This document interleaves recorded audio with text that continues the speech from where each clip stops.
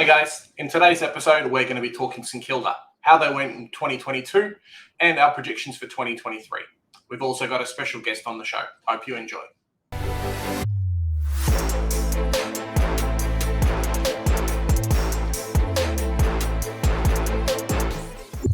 In today's episode, we're joined by Tom from Supercoach Mates. How you doing, Tom? Yeah, not too bad. Thanks for having me. Seeing some new content of 2023 is looking good, which is nice to see. Yeah. So just before we kind of get started, obviously we're here to talk St Kilda. Just before we get started, do you want to kind of introduce who you are, like what you do? Obviously, you go for St Kilda. Yeah. Obviously, I'm one third of SC Mates. As you can see in the background there, sort of. The other half of, or other 2/3 of SC Mates is two Collingwood supporters. Obviously we started up this channel last season, just to talk a bit of smack throughout the season, and thought of, why not put some videos together, and it kind of worked out. But obviously play footy myself, love footy, so glad to hop on and talk all things St Kilda, which is not often I get to reel off half an hour's worth of content, but we'll see how we go. Yeah, hey, no worries. I'm sure it'll be a good episode anyway. Lots to talk about with St Kilda. Yeah, for sure. I guess St Kilda's a bit of a changing of the guard at the moment, right? Like you've had Bratton for a while, and then obviously he's left now, and now you've got Ross the boss coming in. How did you feel Bratton's kind of era finishing off? What was your thoughts about that? It was kind of, I wouldn't say it was a shock surprise. Part of me kind of, was doubting his coaching, or not his coaching capabilities as a coach, but kind of what he was dealing with and what he had surrounded him. For the back end of 2022 wasn't kind to him, that's for sure. And I think the writing was on the wall. I think what I was more surprised with was why some of maybe the upper management wasn't let off first of all, and maybe we get new toys to play with essentially for Ratton, obviously the draft, and maybe some new assistant coaches and things like that, so Ratton can kind of work with them. But obviously the decision had to be made, and I think it's, St Kilda haven't done it often that they've actually said time's up to a head coach. They've often mucked around with it too often, and it's led to so many coach changes. Obviously we're playing with a bit of a love child or a love-hate relationship with Ross Lyon, depending on how you look at it. Some may argue that he left on pretty shit terms with what he did, going to Freo and whatnot, but at the end of the day, he was pretty much our most successful coach in the St Kilda era, obviously bringing us two grand final appearances. So it's a tough one. I don't think the way that St Kilda treated Ratton was fair. I think he had a bit more to offer, but having said that, I think the writing was on the wall essentially that we just needed some fresh ideas. And it's nice to see that in our 150th year, we've got the likes of Hayes, Goddard, Harvey all back. You could call it a bit of a love story, and, it could be a way to suck fans in to kind of bring a bit of hope and maybe some fake hope. But I'm sure that there's something cooking. I'm pretty sure of it, considering how successful he was with that group as a playing group. Yeah. Because it was a bit weird, at least from an outsider's perspective, he got another 2-year contract a few weeks beforehand, and then, after the draft or just after the grand final, was just like, yep. Yeah, I think it was in between that period, I'm pretty sure, where it would see you later, and that was gone. So it was strange that he was offered a contract, and I think the contract was a bit of a rush decision. But who knows? Like, I'm only as good as the next St Kilda supporter in saying that, it could well have been that they had the contract signed up for Lyon. They had been eyeing him off for a fair while. But at the end of the day, it is what it is. And I think I'm just, as a St Kilda fan, I'm sure lots of other St Kilda fans are pretty excited to see what the likes of Harvey and Ratton can do. Harvey and Lyon and all the other assistant coaches there.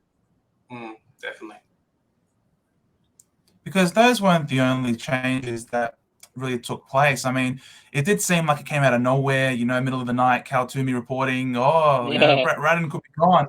But, you had Jeff Walsh come across, and, so there was, there was investigations and research into the club, and I think there were a couple of other off-field changes as well with the higher up management as well at St Kilda.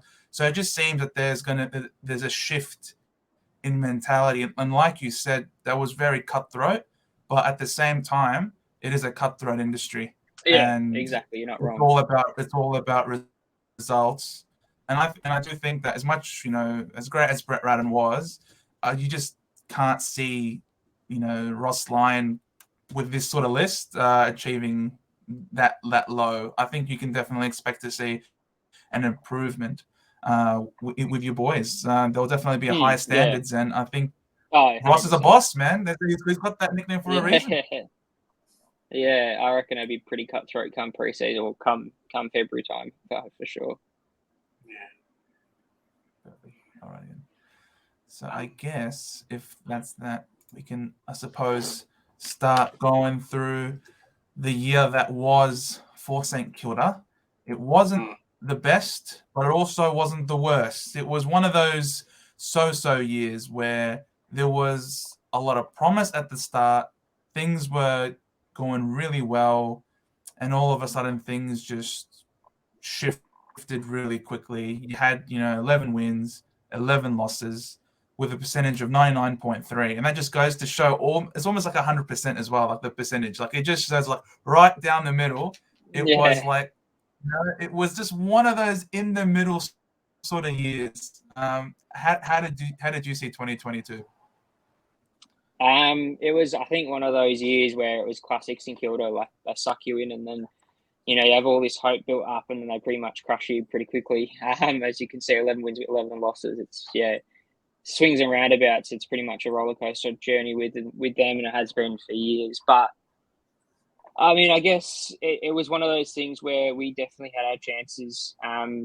Typical kind of old St Kilda, where we had the chances to win so many games, and we just butcher it with poor disposal efficiency. And I guess we'll speak about it later, but kind of the narrative of Max centric, almost kicking it to Max King on his forward, even though he's got about 10 defenders on him, which is was a huge concern. And I guess that's one thing that I'm hoping that the coaching panel will look at and try and find other avenues to goal. I think that was our biggest issue. Our defence is probably our best it's ever been for a long time. And you don't want to throw people under the bus, but you look at who we brought in, and Corey Enright, he's one of the best defenders for Geelong. And in general, I'd say top 10 defenders in a long time. And, you bring him in as a defending coach, and all of a sudden the defenders are the best that they've performed in a long while. So it doesn't take a genius to figure that out, that we just need the right people in the right positions. But yeah, the best performance of the year, definitely I agree. Geelong, I was at that game actually, and probably didn't appreciate how well they actually played because it was pretty close. But if Geelong, you tell me that they're reigning premiers, you kind of look at that performance in a much more positive light rather than just winning by 10 points. It was actually a pretty gutsy win against a pretty good opposition. But I think, it depends how you look at it. If you look at half glass full, half glass empty, you've got a lot to work with. I guess we'll touch on it later, but guys like Windhager, Machado Owens, we brought in Philippou this year. There's a lot to like about the list. Obviously doesn't help the Kings out for half a season, which always isn't good. But as a St Kilda supporter, I think that can only help us moving forward. And I think it'll kind of force our hand to look at other avenues to go rather than just dumping it at Max King's head every 2 seconds, which is pretty frustrating to watch on TV, that's for sure. Yeah, I found that, I'll touch on North Melbourne a little bit. I found that with watching with us when Ben Brown was in there, how it was always just kick to Ben Brown in the forward line. And if you can mark it, then fantastic. If not, then he's a crappy forward. So little bit like that, I guess, with some clubs, say St Kilda and Gold Coast a little bit now, and a few of the other clubs where when you've only got one big marking target in the forward line, a big name like that, it's like kick it to him, like he was saying, right? Looking at kind of the start of the season, obviously we've talked about Ratton leaving. Did you think maybe you were going to finish here, or did you feel like the team was good enough to try and push for finals? Yeah, I mean, obviously, we came off our finals season, which was obviously 2 years ago in a COVID season. which I think Ratton did really well in, and I'm sure you probably would have heard it in other supporters or in media that Ratton was the perfect person to lead that group in a COVID-stricken year, who is a very good human being and I guess someone that nurtured the group really well in a pretty difficult time that probably not many coaches like Ross Lyon could even do in that situation, because you're dealing with stuff like mental health and things like that. But moving forward, I guess it's almost like that was a bit of false hope pushing into the into 2021 and 2022. I think there was a lot of cracks that were kind of pretty quickly rushed over. We brought in a lot of players the following season, and it kind of really didn't what's probably the word, but really didn't address the glaring issues we had, like an X factor in the midfield, another option up forward, that sort of thing. But I think moving into the 2022 season, I was personally really excited to see how the season went. We obviously brought in Windhagen and Owens, who were really bright prospects. Didn't help that we lost against Collingwood first up, considering, as I said, the two other boys in the SC Mates podcast would rub salt in the wound to that one. But, I think it was one of those situations where, as I said, it was a bit of false hope. I think realistically, we weren't in the position that I think we thought we were, which probably correlated to the reason why we brought Ross Lyon in and stuff like that. So all I can hope as a St Kilda fan moving forward is we haven't brought these guys in and now we're going to use it as an excuse to say, well, we've basically bought ourselves a couple of years to rebuild because we've got a new coach. I think hopefully you'd see it in a light where we've brought in a pretty well-versed coach. We've brought in the best in assistant coaches, which we think the best out of the list, and hopefully push for finals next year. Because I think on paper, this team deserves to be on finals if they can all play their best and be at their full confidence and things like that. Yeah, definitely. As with this Geelong game, and there was other games during the season where, like, when you're on, you're on. But it's kind of like bringing that baseline up to something more compatible with winning games instead of finishing late and finishing out in the last 10 or so minutes of the game, right? Yeah, exactly. And we did that tons of times. There was so many times where there were glimpses of, even that Brisbane game late in the season. I remember it was like, if we win this game, we've actually got half a chance to make finals. And that was, I think, the game that Max King kicked about 10-20 behind. So, it's one of those things where you get one little thing right and the rest of the season kind of ticks along. And there were so many opportunities where we missed that, whether it's disposal efficiency, goal kicking accuracy was a big one, just stupid free kicks, that sort of stuff. And that kind of can really ruin a season because you put in all this effort for not much game. And as you can see, 11 wins, 11 losses, that literally puts you middle of the road. And, St Kilda went one way with the decisions that were made. And I guess time will tell whether that was the right decision or not. Do you feel like St Kilda relies on Jack Steele a little bit too much? A bit like how Carlton did with Paddy Cripps for a long time. Kind of like, hey, we've got this elite superstar talent. Well, we can build around him, but when the time gets tough, it's kind of rely on him a little bit. Yeah, I think so. I think it was obviously, as maybe some people don't know, he was brought in from GWS as a tagger, and it was Brad Bratton that gave him the opportunity to flourish as a pure midfielder. And he's I reckon one of the best, non-biased, but I reckon he's one of the best two-way runners in the competition. He's one of those midfielders that he's the first one to get back and defend.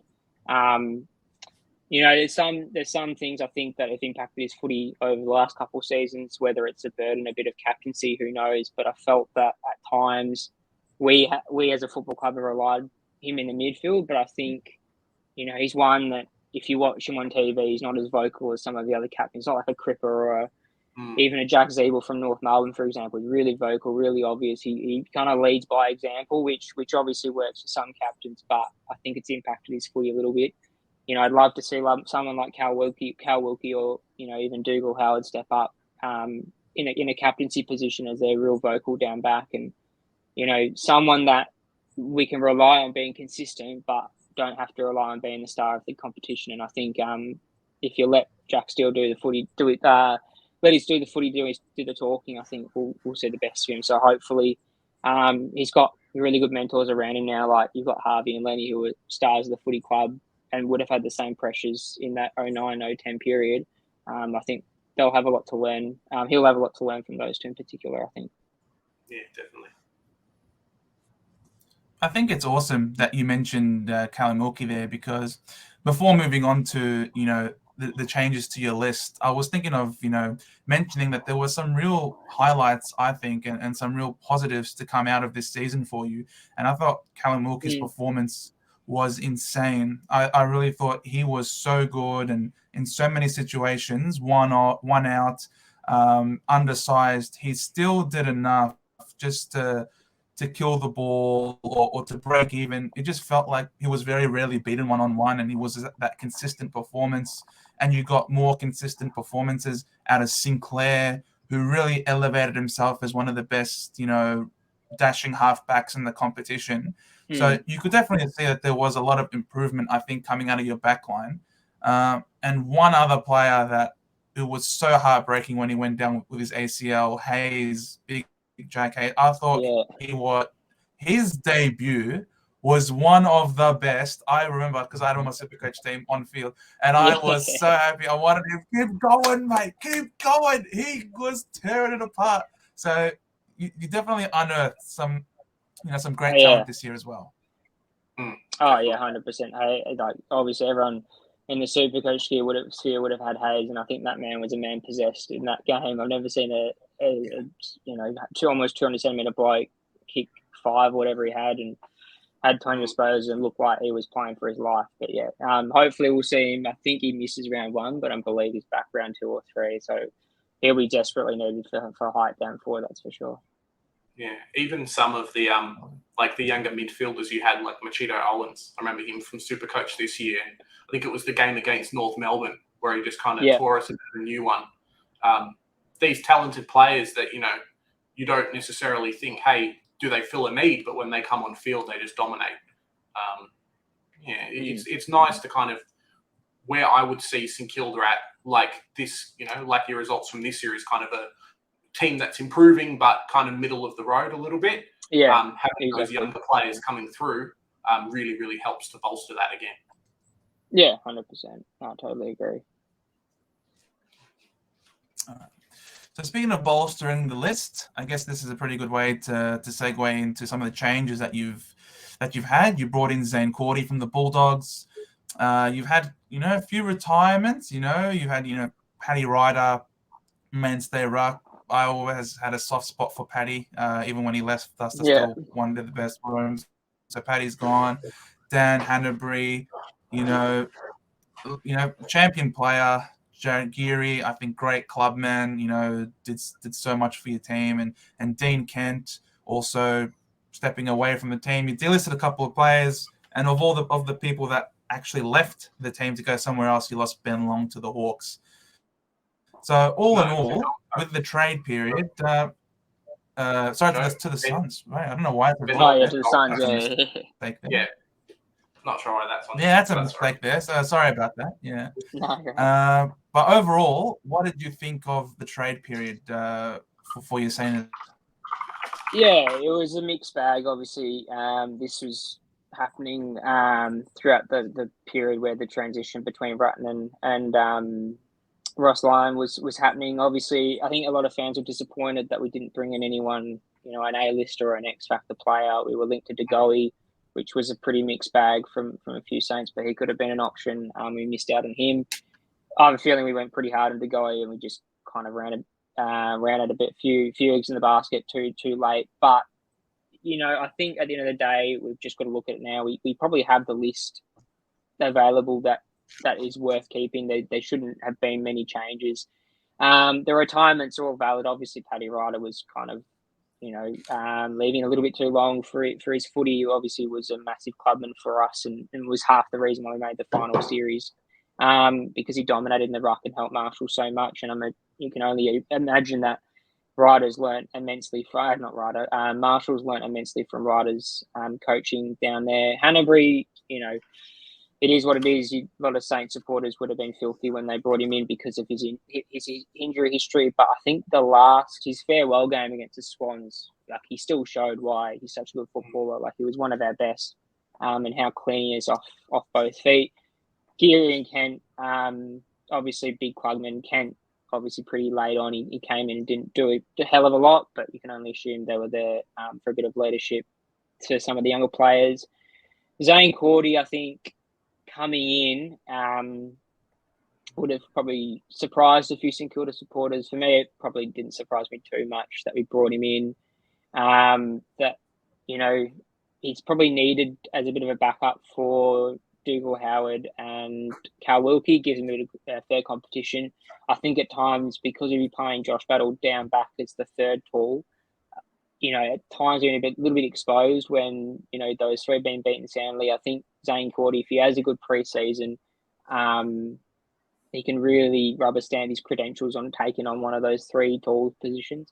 It could even mean that because of Max King's injury, that we can push Josh Battle forward. He can swing a bit when need be, and Cordy can come down back and solidify that height down back. I think in the previous years, we've really lacked having three key talls, and it was only last year where we kind of really nurtured Josh Battle to thrive in that third tall role. I think Dougal Howard and Cal Wilkie will be, mainstays in the back two for years to come. Obviously, the other delistings and trades, Ben Long, I wasn't too fussed. He was gone. I think a few fans are pretty filthy he left because of how well he did towards the back end of 2022. But I think those games are too far and few beyond him. I think he has probably one good game in about 10, and he just butchers it too many times. He probably gets himself in trouble on field with a bit of white line fever. So he'll do well at the Gold Coast Suns, I think, but I don't think we'll lose too much sleep over that. Obviously, Jared Joyce and Jared Lynott.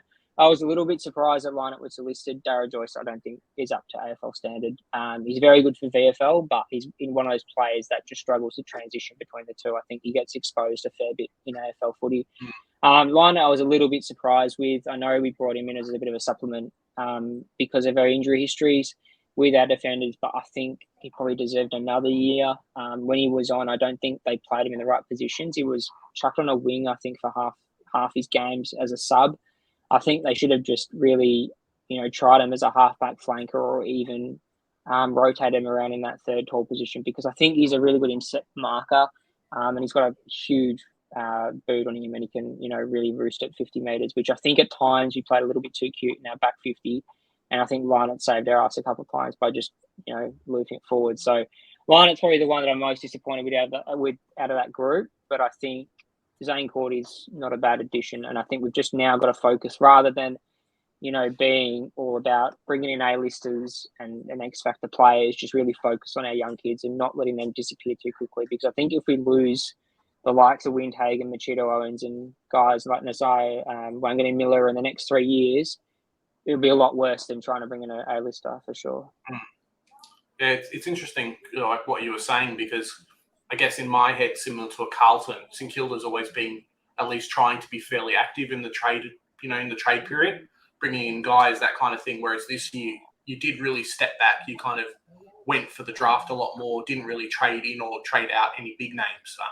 Obviously, North Melbourne was going after Hunter Clark, and we'll see kind of what happens next year with that. But was definitely kind of a fair year to assess kind of where the team was at, right? Like, okay, well, we've got some players leaving, we're developing the kids. We don't really have to bring in a lot of really good mature age talent because we've got the guys coming through.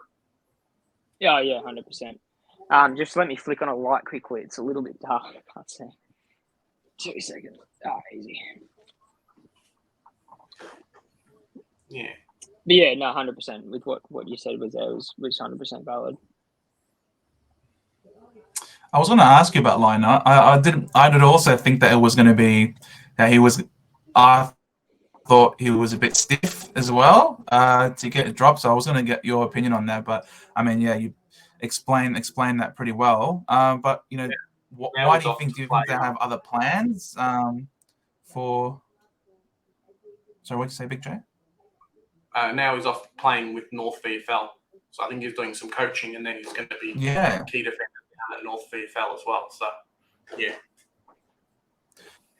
Yeah. I thought that was a strange decision, but at the end of the day, the club sort of knows what sort of direction it wants to go in, and it is fairly cutthroat, like I was saying before. That it's a fairly cutthroat industry, and at the end of the day, every team has to make some list changes. And further on from there, I guess none more important list changes than when you go to the draft and you've got, some selections.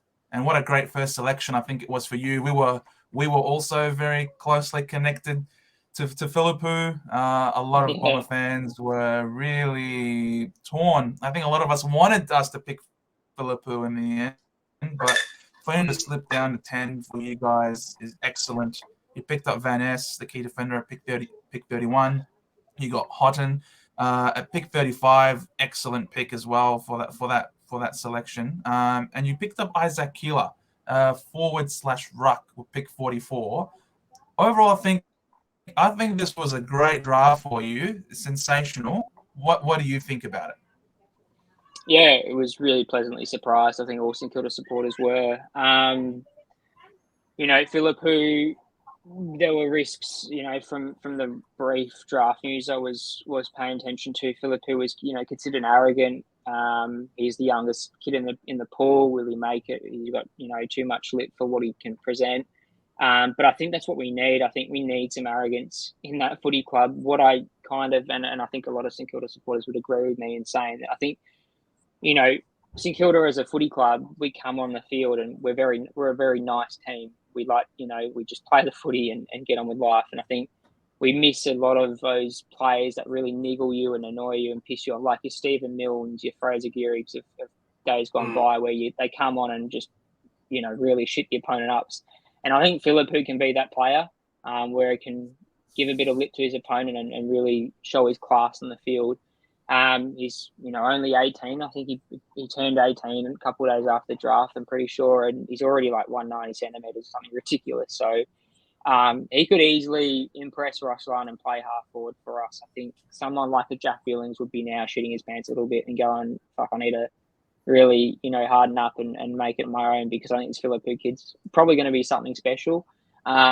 He's in that same category, I think, as Miller and Windhager. We've got to keep on to these players and really develop them. And I think the likes of, I keep banging on about it, but the likes of Hayes, Harvey, Goddard, the guys that made that 09 and 0 team so great, or Harvey was a bit earlier than that, but, those guys that made the team so special can really instill that to the younger kids and, really hopefully they can drag on that legacy and be the next, Hayes, Goddard and whatever, and really shine in those roles. Obviously, Van Ness and Keeler were the other two ones that were quite impressed with. Obviously, Ollie Houghton's a great footy player. I think he'll be in that mould where he's just got to develop and bide his time a little bit, because you guys, got likes of Windhager and, Billings is still tapping around, and guys like that. You got Butler in the half forward line, so I think he'll be competing with those guys. But yeah, Van Ness and Keeler. Van Ness, I think he's related to Marshall, or he's family friend with him or something like that. Like they're related to some degree. So it was nice to come over to the footy club. He's a defender, which is what we need.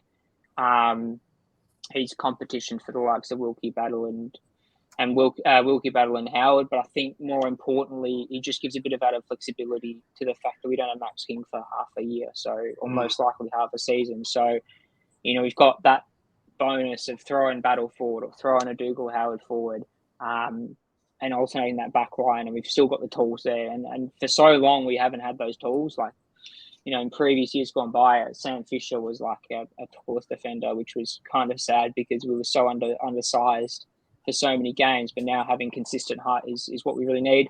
Obviously, Isaac Keeler, I think, he could be a Paddy Ryder replacement. He's Paddy Ryder-esque in the fact that he's very agile for his height. I think a lot of people were surprised that he was slipped so low. I don't think he'll feature early on. I think he'll develop into his body probably quite nicely and learn a bit off Marshall and the like. They'll probably play Hayes ahead of him, but I think he'll be pretty special.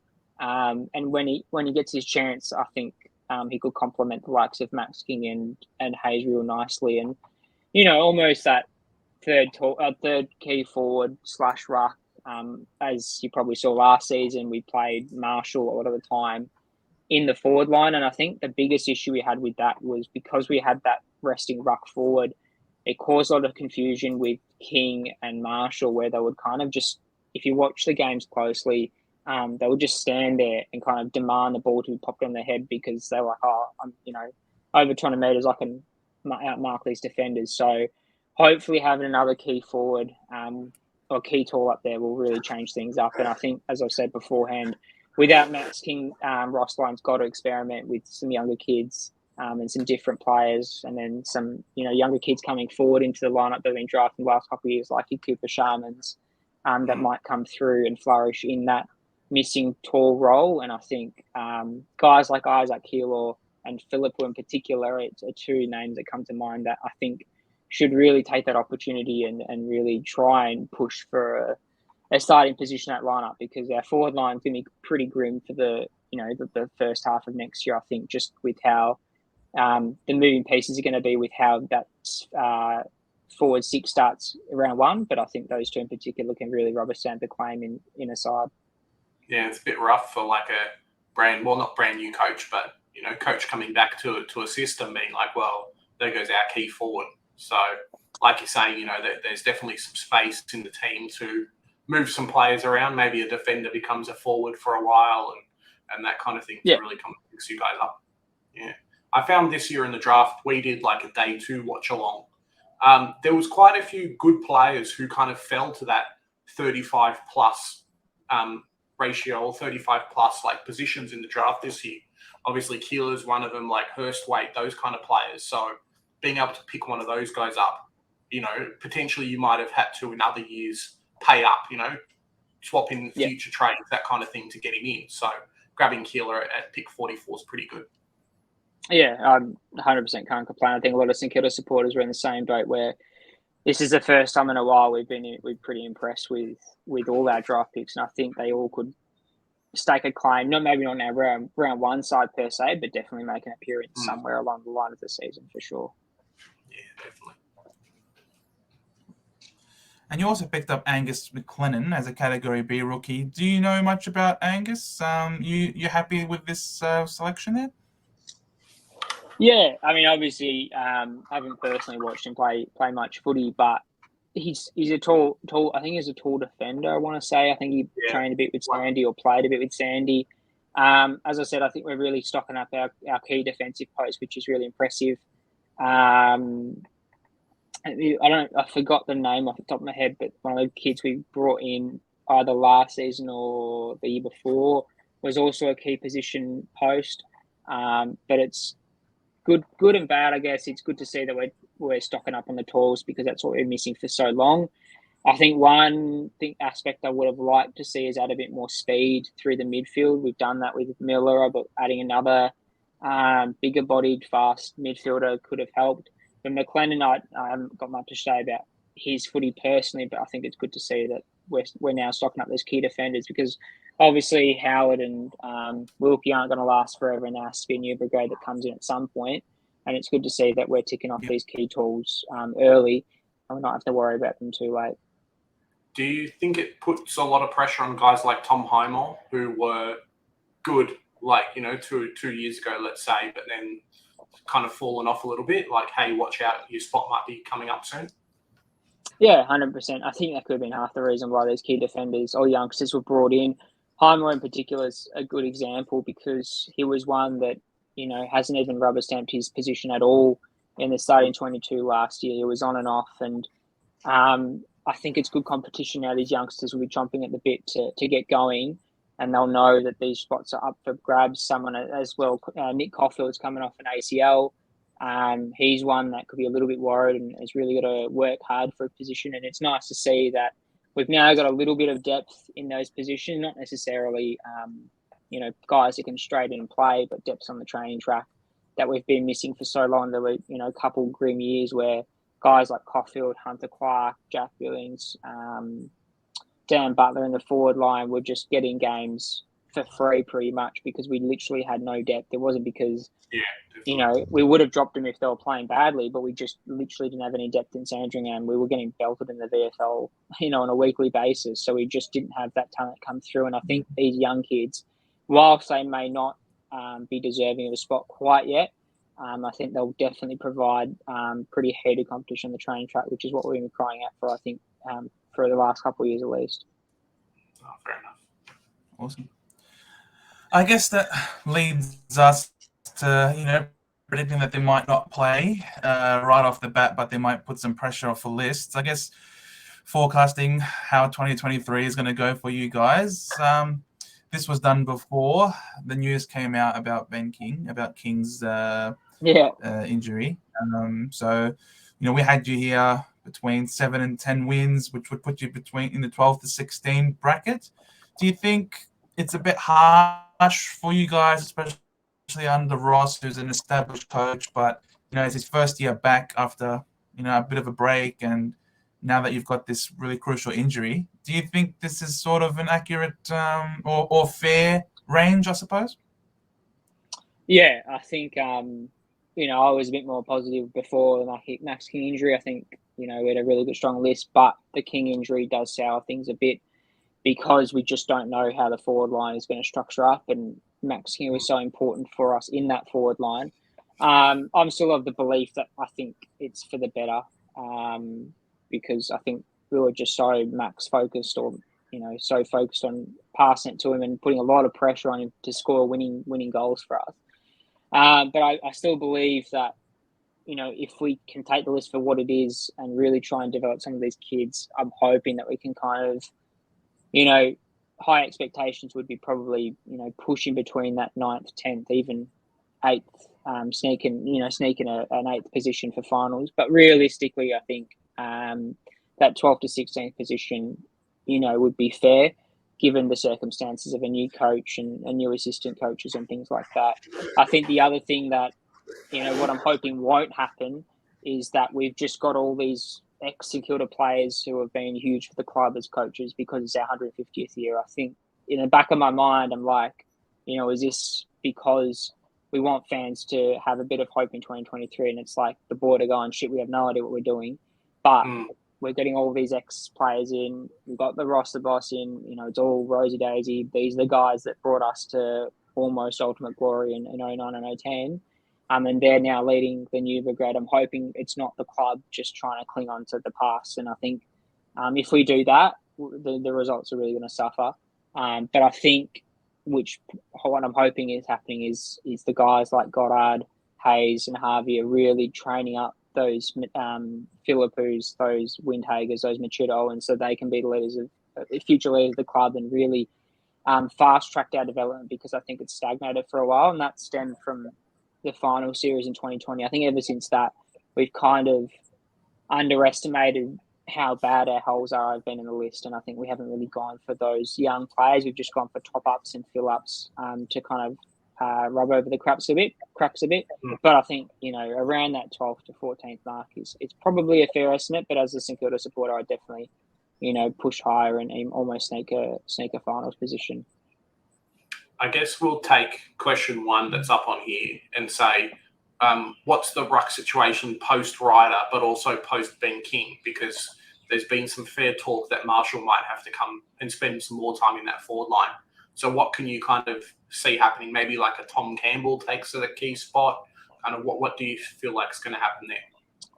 Yeah, it's an interesting one, because this is obviously a very super coach focused question. A lot of people have asked me this on Twitter as well. It's one that is an interesting one because, I think it goes one of two ways. It'll either mean that, which I'm hoping the first option I'm hoping won't happen, is that Marshall goes forward and then bring in Campbell and he plays permanent ruck. I just don't think that's the right thing to do, even though Campbell is well deserving of a spot. I think for development's sake, it really depends pre-season-wise what happens. But if Marshall can play permanent ruck and allow the likes of Cooper Sharman, Membry, and we want Jack Hayes will come back round 2, round 3 maybe. If those 3 can really start as the top 3 key tools, I think that'll be a more potent forward line just because it's a bit more mobile. I think if we revert back to the whole Campbell, Ruck and Marshall key forward, we'll just treat Marshall as Max King, which he isn't. I think the players will then go, he's a tall target, we're just going to bomb it and hope Marshall can mark it. And I think that will, A, cause Marshall to lose confidence, but B, could cause significant injury because he's not Max King. He can't leap from 10 rows back and catch and mark the ball. Obviously, round 1 in particular against Freo is a little bit of a different story because if Hayes is not fit, my gut tells me Campbell might play round 1 just to deal with the ruck situation against Freo. Yeah, exactly. Yeah. Just a big body. And I think first up, Sol, Marshall, and not having much backup with Hayes not being there could be a problem. And that's where Campbell really comes in handy because he's a big body and can really bully some of the opposition around. But I think for moving forward and, from round 2 or 3 on when Hayes is fit, I'm really hoping for St Kilda's sake they do take a punt on Cooper Sharman. I think he's a really good footballer. And I think he's one that can really annoy opposition defenders because he's at an awkward height where he's mobile enough to play against the smalls, but just tall enough to take on a third tall defender. And then I think it puts pressure off Membry to have someone like Hayes down there, and then Hayes can stop with Marshall for sure. I think that's a ruck situation post Ryder, and I think that still makes super coach talk. I think that still makes Marshall a very viable option. Yeah, makes the team competitive too, which is what you exactly. That's what you're after. Yeah, especially against the Fremantle team in round 1, who've now also added Jackson to help Sean Darcy. So they've added that mobile ruckman now as well to support the big Shrek man over there. Now Billings, can we see a step up from Billings this year, you reckon? Yeah, I think so. I think the guy gets a lot of shit because he's a bit of our whipping boy. When the Saints don't do well, Billings just goes missing. I think he's a confidence player. We've seen time and time again as a St Kilda supporter, he's dominated in games. His kick bags are 5. He's had 30 disposals in one game when he's had his confidence up. I think he may not help Steele personally. I don't think he'll play in midfield to help Steele. I think he's probably got a role in that half-forward line, I'm hoping. Who knows what Ross does with him. I think he's one that could actually flourish a fair bit under Ross. I spoke about it briefly on our SC Mates podcast when we talked about the defenders, when we were talking about Hunter Clark. I think Billings fits in that mould perfectly where you look at back in 09 and 010 when Ross had his last tenure at St Kilda, he took the likes of Clinton Jones and Andy McGualter, who were not great footballers, they're pretty average, to, they were mainstays in the grand final lineup, and they had specific roles. So I think someone like Billings just needs a bit of mentoring to tell him, look, you're going to have this specific role for this game and just work on that role. I think could actually help him a fair bit. And, who knows if he'll live up ever to his pick 2 potential, whatever he was back in his draft year. But I think he's lost a lot of confidence since then. He's never had a stable position in that lineup. And I think the competition of Philippou in particular will probably light a firecracker up his ass that, we could see potentially the best of him next year if he stays injury-free as well, because I know he's had a horrid run with soft tissues and hamstrings and what have you. But I think if he stays injury-free as a full pre-season, something tells me I think we might see the best of Billings in 2023 for sure. Yeah, definitely. He's the one there to really step up, and he's kind of in that peak age where, hey, it's like make or break for him at the moment. Yeah. And does Ross still play defensive football? Does he? I know a lot of Essendon supporters, when we were still on the lookout for a new coach and Ross's name was still up there, people were like, no, please, not Ross. He's going to make us play boring defensive football. Personally, I don't care. Winning football is winning football at the end of the day. It doesn't matter what style it's played in. Do you think he's still going to bring that sort of defensive mindset, or is he going to – I remember one time on Footy Classified, I think he mentioned that he likes the surge football style these days. So do you think there's going to be a change in the way he approaches his footy? It'll be interesting to see, that's for sure. I don't think it'll be as defensive as what he used to do in St Kilda. I think that was a little bit over the top. Having said that, I think a lot of people forget it's not like, he played that defensively that we didn't score. We still won footy games by kicking enough goals. Obviously, we didn't have Revolt and Kaczynski and all that of years gone by. But I think Ross is obviously, I'm assuming he's been in the media. He's not like he's been living on a rock for the last 10 years. I'm assuming he's a smart enough football brain to make adaptations where possible. I think, he'll still use the defensive as a cornerstone just because I think our most strongest asset to the club at the moment is our defence.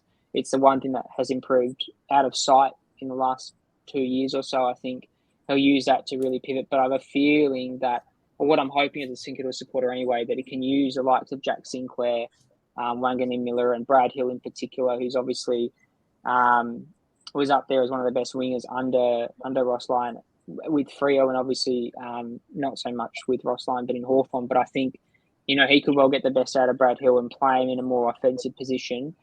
But I think if we look at the games in 2022 where we played our best, you just have to look at the Hawthorn game where obviously there was a lot less pressure back then. But the likes of Zach Jones and Brad Hill, they weren't taking the ball out of our D50 and kicking it forward. They were taking it basically from the wing and being damaging at goal. And Brad Hill had his best game back then. So I think, we really have to use that defence to our benefit. But I think it's using that slingshot footy where we can take the likes of Sinclair as an All-Australian half-back flanker and the likes of Zach Jones and Wangan Miller and Brad Hill, and those four in particular, where we can really use their speed off the half-back flank and not be too stagnated towards the midfield. But, using that slingshot through the defence and being really aggressive, I think, is the way to go, and I hope that's what Rossabos will do. Nice.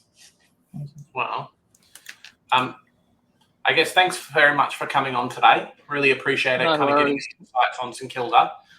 Before we head off, do you want to kind of just let everyone know what you've got coming up, where to reach you on the socials?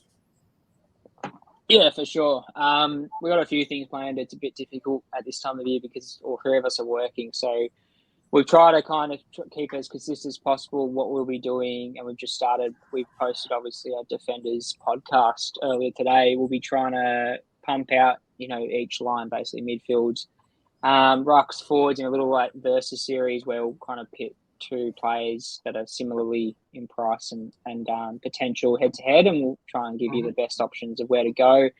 Moving forward, we'll probably have a few guests on where we're still in the works with that, with the rookies, and then maybe some of the